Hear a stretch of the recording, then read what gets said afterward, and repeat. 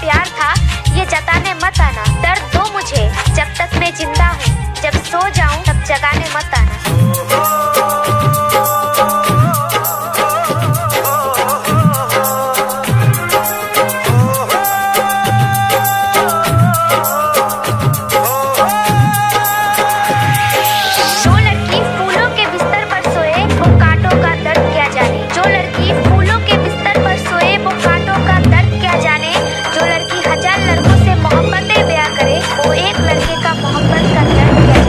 बजाना काय को बंद किया? सुन के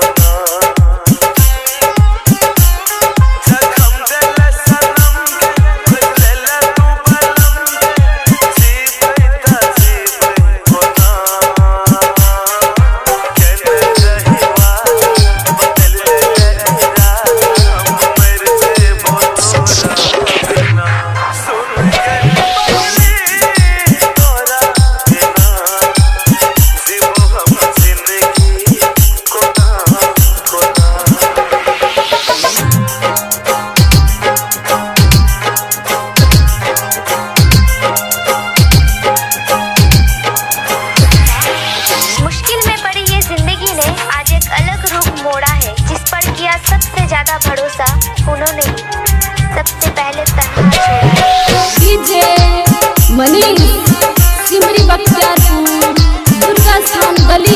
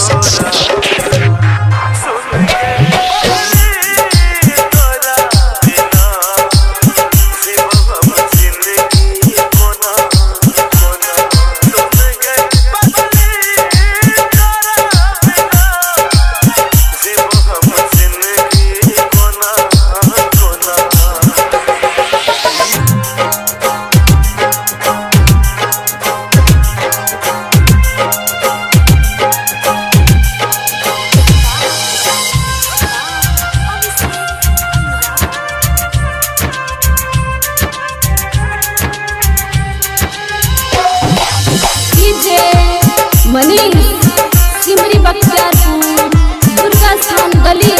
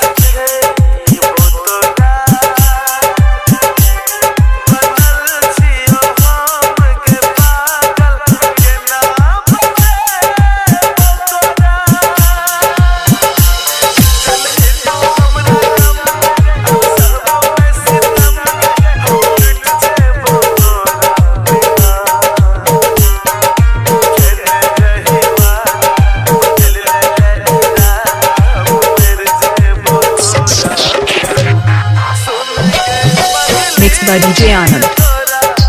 Mixed by DJ Anand. Mixed by DJ Anand.